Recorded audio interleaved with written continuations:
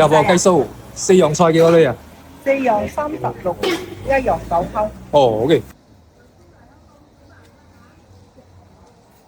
是頭婆，聽講呢度出名平靚正嘅喎。乾咗全部9溝。如果係咕嚕肉嘅話，都係9蚊啊。啊，乾咗啦。非洲魚咧， 30蚊啫，最低都係40多啲啦。有咩招牌菜介紹下？菜喺呢度，香港蒸魚啊！鴨煲雞、咕嚕肉。